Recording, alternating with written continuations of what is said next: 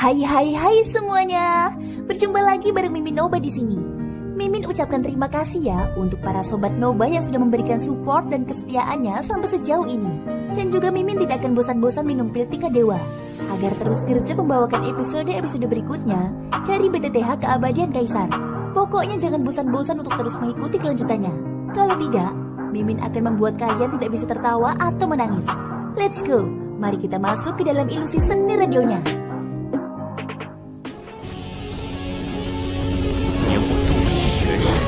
兽退魂丸，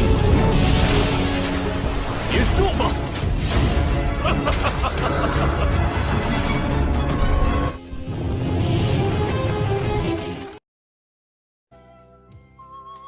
！Halo Sobat Noba, melanjutkan cerita dari episode sebelumnya ya. Pada saat ini Xiaoyan dan lelaki tua itu berdiri di sebuah ruangan yang luas dan kosong. Xiaoyan duduk tanpa basa-basi di kursi yang telah disiapkan. Sementara lelaki tua itu berdiri agak jauh di depan Xiaoyan dengan sikap hormat. Katakan padaku, apa beritanya? Xiaoyan menyipitkan matanya dan menatap lelaki tua di depannya. Bolehkah saya bertanya? Tuan, apakah ada masalah dengan kekuatan spiritual Anda? Tuan, mohon jangan salah paham. Saya hanya melihat buah bayi jiwa tertulis di daftar. Oleh karena itu saya penasaran dan menanyakan hal tersebut, ucap laki-laki tua itu. Akhir-akhir ini, kekuatan spiritualku sedang butuh terobosan. Karena itu aku mencarinya. Kenapa kau sangat penasaran dengan kondisiku? Dengan tatapan dingin, nada bicara Xiaoyan sedikit menyeramkan saat dia berkata. Tubuh lelaki tua itu bergetar, dan hawa dingin segera menjalar dari telapak kakinya. Setelah itu dia buru-buru membungkuk hormat ke arah Xiaoyan dan terbatuk 2 kali sebelum berbicara dengan wajah malu. Tuan, Anda pasti bercanda. Tadi saya hanya penasaran. Penasaran saja. Saat lelaki tua itu berbicara, keringat dingin mengalir deras dari kerutan di dahinya. Bagaimana sekarang? Nada bicara Xiaoyan dingin dan acuh tak acuh. Tetapi dalam hatinya, dia menghela nafas lega. Sekarang aku tidak penasaran lagi. Orang tua itu buru-buru menundukkan kepalanya dan berbicara dengan suara rendah. Xiaoyan mencibir, dan lelaki tua di depannya menundukkan kepalanya dalam diam. Silahkan ceritakan. Saya tidak percaya Anda akan menanyakan hal itu tanpa alasan, ucap Xiaoyan. Melihat Xiaoyan menurunkan nadanya, baru kemudian lelaki tua di depannya menghela nafas lega dalam hatinya. Pada saat yang sama ia teringat bahwa ia memang memiliki sesuatu untuk dikatakan sebelumnya. Namun karena tekanan Xiaoyan, ia sempat menjadi bingung dan lupa mengatakannya. Tuan, meskipun pavilion 4 arah kita tidak memiliki buah bayi jiwa, saya tahu bahwa ada tempat di mana harta alam semacam ini yang memiliki kekuatan spiritual berada, ucap laki-laki tua itu. Ekspresi wajah Xiaoyan berubah serius. Kemudian kegembiraan muncul di hatinya. Jika memang seperti yang dikatakan lelaki tua di depannya, maka mungkin ada harapan bagi kekuatan spiritualnya untuk menembus ke peringkat 3. Ketika melihat perubahan ekspresi Xiaoyan, kegembiraan pun muncul di hati lelaki tua itu. Meskipun temperamen sang alkemis aneh dan berubah-ubah, jika ia dapat memenuhi keinginan sang alkemis, ia mungkin dapat mengikat pemuda berjubah hitam di depannya. Di mana hal yang ingin kamu bicarakan? Tanya Xiaoyan. Bolehkah saya tahu apakah Tuan pernah mendengar tentang masalah reruntuhan kuno? Ucap laki-laki tua itu. Reruntuhan kuno? Xiaoyan menunjukkan ekspresi bingung. Dia benar-benar tidak pernah mendengar apa yang dikatakan lelaki tua di depannya. Tuan, akhir-akhir ini beredar rumor bahwa di perbatasan pegunungan Silin, serta di tempat yang berbatasan dengan dunia manusia, tampaknya telah ditemukan reruntuhan kuno. Harta karun alam yang Anda butuhkan yang memiliki kekuatan spiritual terletak di sana, ucap laki-laki tua itu. Katakan secara langsung, harta karun alam apa yang kau maksud? Jangan bertele-tele. Lelaki tua itu tak kuasa menahan senyum canggung. Awalnya ia ingin membuat Xiaoyan tetap penasaran, tetapi melihat situasinya, Xiaoyan di depannya sudah sedikit tidak sabar. Tuan, hal yang sedang saya bicarakan adalah buah konsolidasi jiwa. Ketika suara lelaki tua itu jatuh, hati Xiaoyan tiba-tiba bergetar, dan ekspresi kegembiraan yang tak tertandingi segera melonjak ke dalam matanya. Bahkan tubuhnya yang awalnya duduk di kursi tidak dapat menahan diri untuk tidak berdiri pada saat ini. Buah konsolidasi jiwa, aku tidak menyangka kamu benar-benar akan mengambil inisiatif untuk menyampaikannya padaku. Xiaoyan bergumam pelan. Ketika Xiaoyan pertama kali menulis daftar ini, Xiaoyan sudah memikirkan buah konsolidasi jiwa. Buah jenis ini bisa dikatakan sangat cocok untuknya saat ini. Jika dia memilikinya, Xiaoyan memiliki keyakinan penuh bahwa dia akan mampu menembus kekuatan spiritualnya ke tingkat alkemis tingkat 3. Namun buah ini juga langka dan tidak mudah ditemukan karena efek luar biasa dari buah konsolidasi jiwa.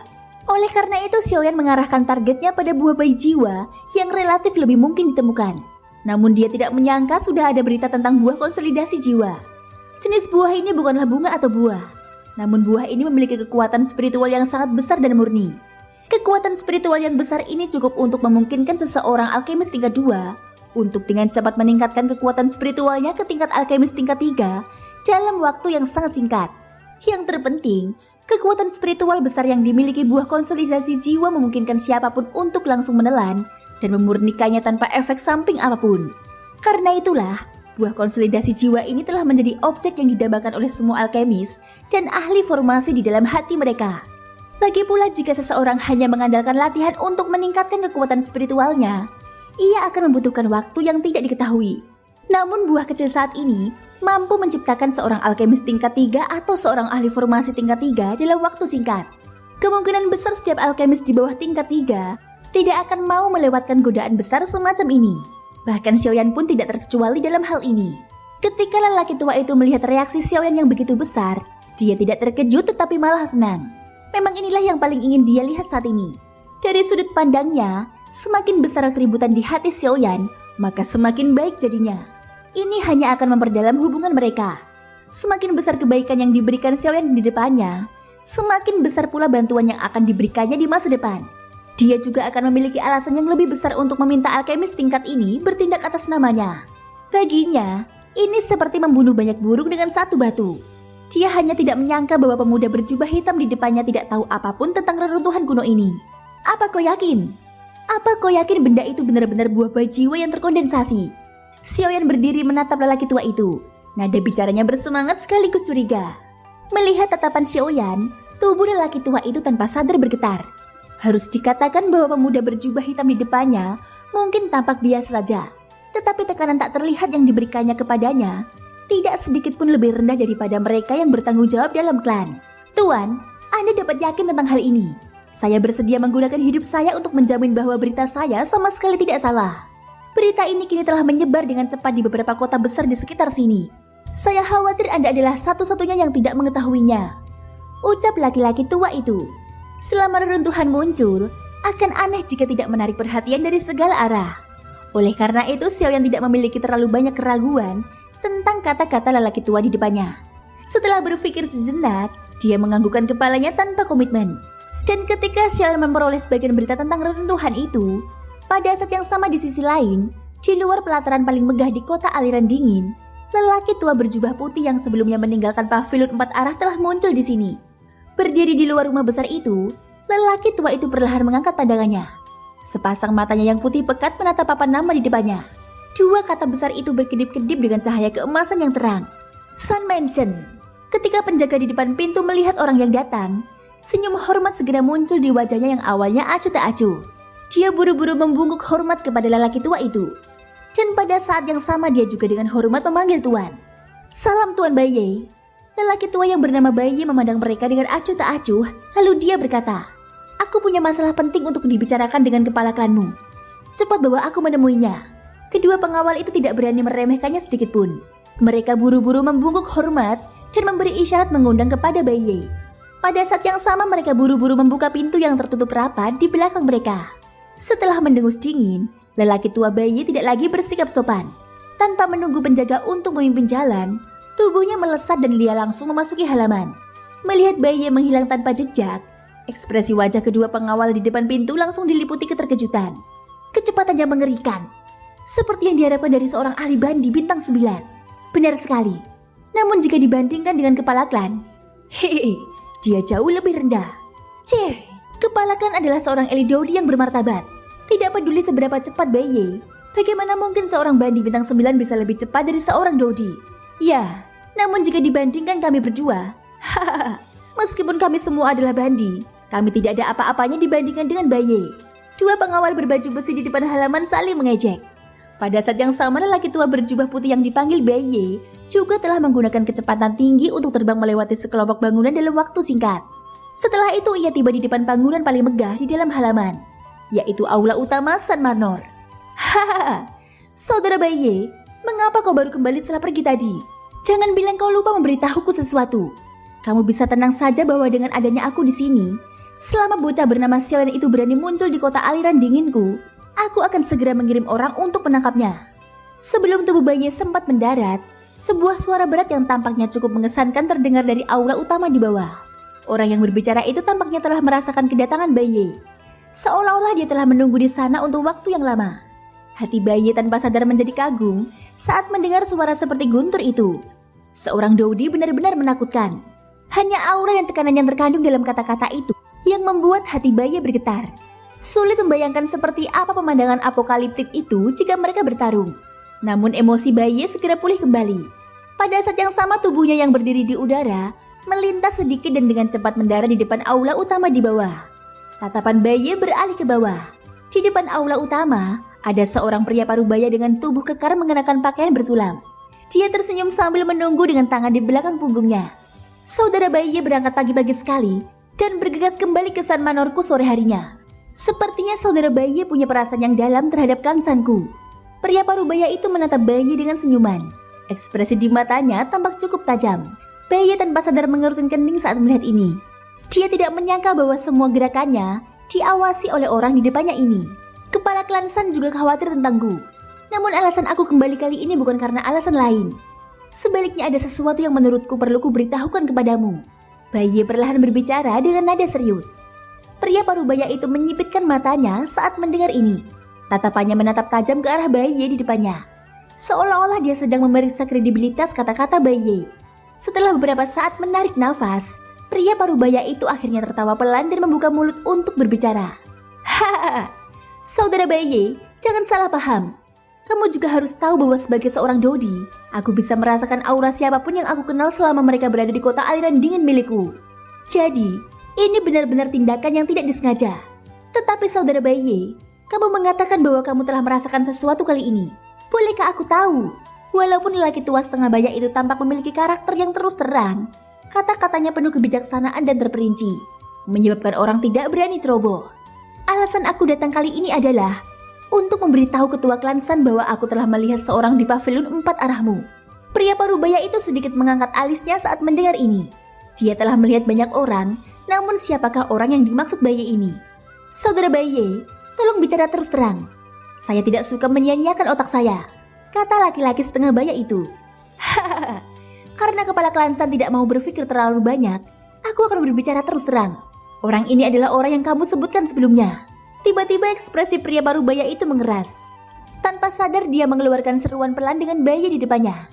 Xiaoyan, butuh waktu lama sebelum lelaki parubaya itu perlahan-lahan tersadar dari pikirannya.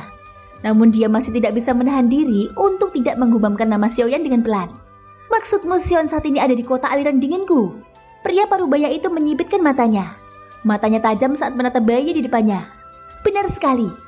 Ketua San, Xiaoyan saat ini tidak hanya berada di kota aliran dingin, tetapi dia juga berada di pavilion 4 arah yang didirikan oleh klan San. Bai Ye membuka mulutnya dan tersenyum saat mendengar ini. Kegembiraan langsung muncul di wajah pria parubaya itu ketika mendengar kata-kata dari mulut Bai Ye. Tidak disangka Xiaoyan benar-benar akan mengambil inisiatif untuk mengantarkan dirinya ke depan pintu mereka. Selama mereka mampu menangkap Xiaoyan dan menyerahkannya ke 4 sekte pedang surgawi, itu akan sangat bermanfaat bagi klan San mereka. 4 klan besar di bawah sekte pedang surgawi, Huo, Suo, Bai dan San, masing-masing mengelola 4 wilayah di dalam wilayah sekte pedang surgawi. Pembagian wilayah didasarkan pada kontribusi dari 4 klan besar. Selama 100 tahun terakhir, klan San mereka selalu berada di posisi terbawah. Bahkan sekarang, wilayah yang mereka tempati adalah yang terkecil. Namun jika mereka mampu menangkap Xiaoyan dan menyerahkannya ke sekte pedang surgawi, posisi 4 klan besar akan mengalami perombakan besar. Ukuran wilayah tersebut secara langsung berkaitan dengan keuntungan yang bisa diperoleh seluruh klan mereka. Hal ini juga berkaitan dengan kekuatan keseluruhan klan mereka. Ini adalah sesuatu yang tidak bisa mereka abaikan. Terlebih lagi Xiaoyan telah menghilang selama 3 tahun.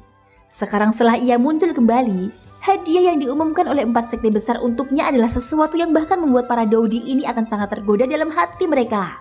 Jika mereka mampu memperoleh hadiah itu, selain klan San mereka menangkap Xiaoyan, mereka akan mampu memberikan layanan yang besar bagi sekte pedang surgawi. Pada saat itu, klan San akan mampu memperoleh lebih dari itu.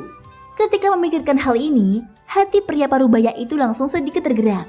Begitu Xiaoyan ditangkap oleh klan San, pemimpin 4 klan besar di bawah sekte pedang surgawi akan berpindah tangan. Bayi yang ada di depannya tertawa dingin di dalam hatinya saat melihat ini. Jika kepala klan San bisa memikirkan hal ini, bagaimana mungkin dia tidak? Jauh sebelum dia tiba di klan San, dia sudah menggunakan teknik rahasia untuk memberitahu klan Bai di belakangnya. Sayangnya wilayah klan San dan Bai berdekatan satu sama lain. Sebagai tetangga mereka, klan Bai kemungkinan akan segera tiba di sini. Inilah alasan mengapa Bai sengaja menunda begitu lama. Meskipun kedua klan dipisahkan oleh wilayah, jarak di antara mereka masih cukup jauh. Namun Bai yakin bahwa kepala klan Bai akan datang secara pribadi begitu Xiaoyan muncul. Dengan kekuatannya sebagai seorang Dodi, jarak kecil ini tidak akan memakan banyak waktu. Bai tanpa sadar tertawa dingin di dalam hatinya ketika dia memikirkan hal ini. Selama klan San tiba, akan sulit untuk mengatakan klan mana yang akan berakhir dengan Xiaoyan. Namun tatapan Bai segera berubah. Matanya berkedip dengan cara yang tidak terdeteksi. Setelah itu dia menatap pria parubaya di depannya dan membuka mulutnya sekali lagi. Namun, menurutku saat ini, manajer pavilion San Huo seharusnya sedang mengelilingi Xiaoyan dengan hati yang dipenuhi kegembiraan. Hahaha, ucap Bai. Apa? Pria parubaya itu langsung mengernyitkan dahinya saat mendengar ini. Ekspresi wajahnya langsung berubah muram. Apa maksudmu dengan ini? Pria parubaya itu perlahan mengepalkan tangannya di belakang punggungnya.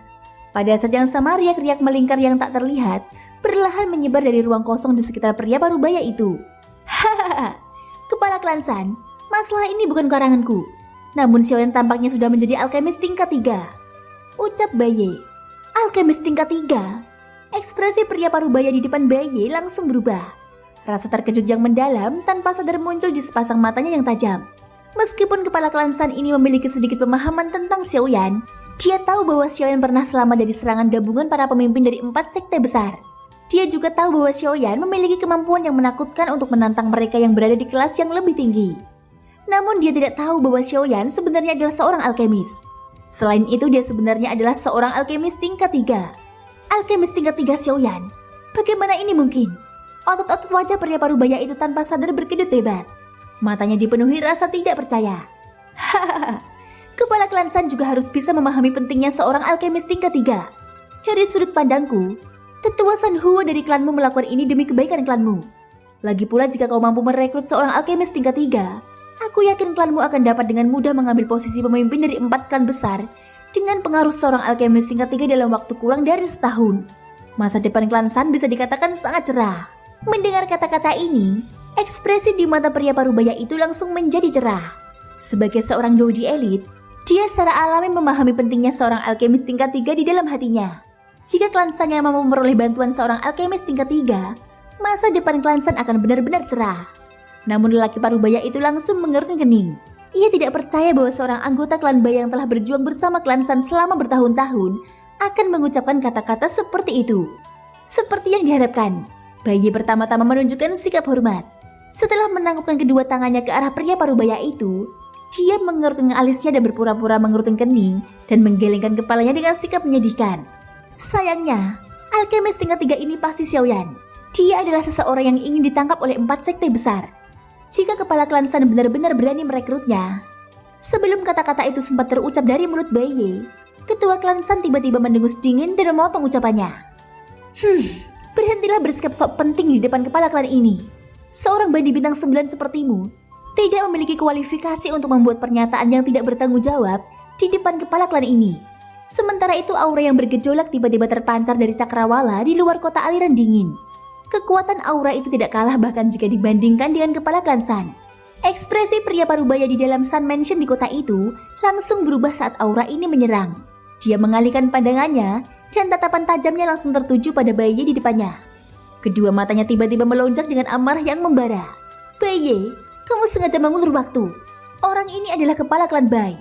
Thank you guys sudah mendengarkan ceritaku di episode kali ini sampai akhir. Ikutin terus kelanjutan episode-episode berikutnya ya. Semoga hari kalian menyenangkan. Sampai jumpa dan bye-bye.